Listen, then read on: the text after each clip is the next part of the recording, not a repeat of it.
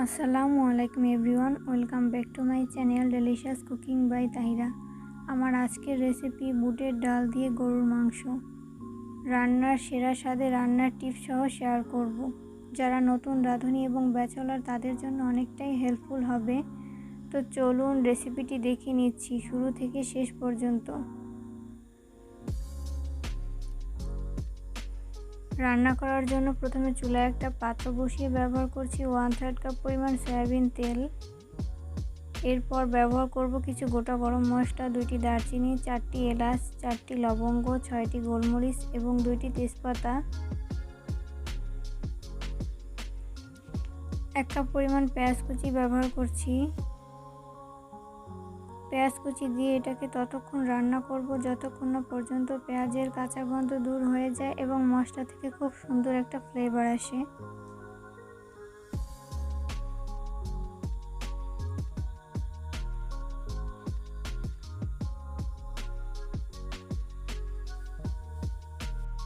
এরপর ব্যবহার করব বাটা মশলা, 2 চামচ পরিমাণ রসুন বাটা, 2 চামচ পরিমাণ আদা বাটা,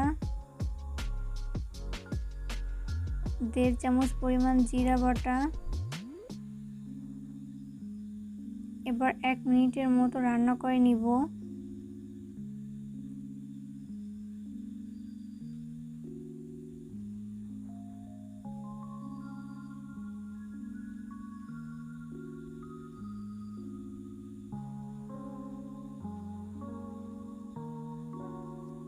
এরপর ব্যবহার করব গুঁড়া মশলা, 1 চামচ পরিমাণ হলুদের গুঁড়া, 2 চামচ পরিমাণ মরিচের গুঁড়া এবং পরিমাণ মতো লবণ। আমি এখানে 2 চামচ পরিমাণ লবণ ব্যবহার করেছি, আপনারা স্বাদ অনুযায়ী ব্যবহার করতে পারেন।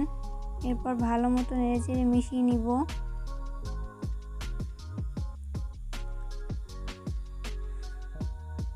মশলাটা যাতে পুড়ে না যায় তাই সামান্য পানি ব্যবহার করছি।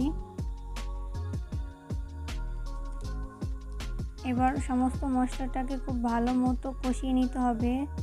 যখন তেলটা উপরে ভেসে উঠবে তখন বোঝা যাবে যে মশলা কষানো একদম পারফেক্ট। এরপর ব্যবহার করব আগে থেকে ধুয়ে পরিষ্কার করে রাখা 1 কেজি পরিমাণ গরুর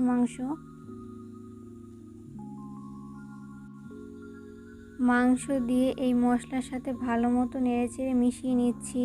আর মেশানোর কাজটা একটু সময় নিয়ে করতে হবে।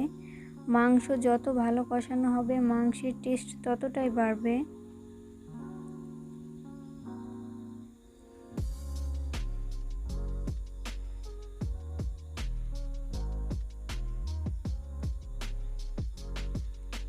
এরপর ঢাকনা লাগিয়ে অপেক্ষা করব 15 মিনিট। ফিরে এলাম 15 মিনিট পর। এরপর আবারও ভালো মতো নেড়েচেড়ে মিশিয়ে নিচ্ছি। মাংস ঢেকে দেওয়ার ফলে অনেকটাই পানি বের হয়েছে, তাই কষানোর আগে এক্সট্রা পানি দেওয়ার কোনো প্রয়োজন নেই। আবারও ঢাকনা লাগিয়ে অপেক্ষা করব 10 মিনিট। ফিরে এলাম 10 মিনিট পর। এরপর আবারও নেড়েচেড়ে মিশিয়ে নিচ্ছি। গরুর মাংস রান্না করার ক্ষেত্রে অনেকক্ষণ যাবৎ কষিয়ে রান্না করতে হয়। কষাতে কষাতে মাংসটা 60% মতো সিদ্ধ হয়েছে এবং খুব সুন্দর একটা কালার এসেছে।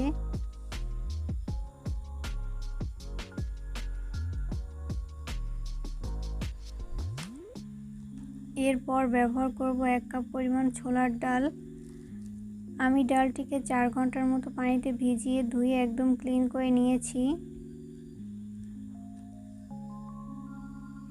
এরপর মাংস এবং ডালটাকে ভালো মতো কষিয়ে নিব।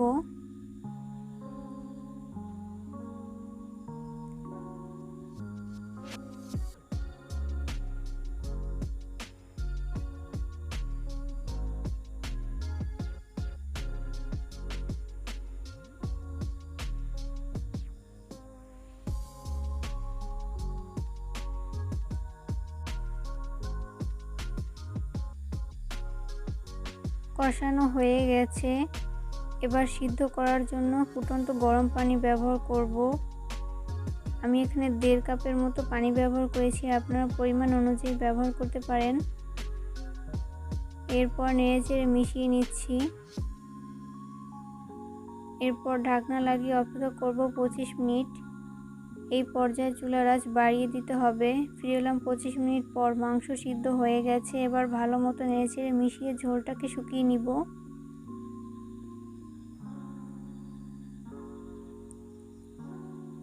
মাংস আর ডাল পুরোপুরি সিদ্ধ হয়ে গেছে।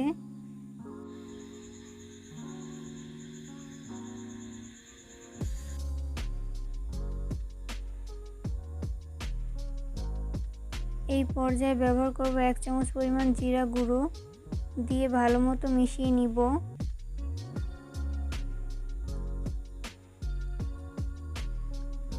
এবার চুলা থেকে নামিয়ে একটা বোলের মধ্যে সার্ভ করে নিব।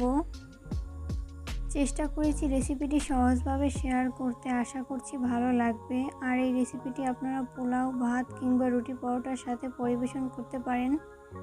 ভিডিও ভালো লাগলে লাইক, কমেন্ট এবং শেয়ার করুন। নতুন দর্শক হয়ে থাকলে অবশ্যই চ্যানেলটি সাবস্ক্রাইব করে রাখবেন।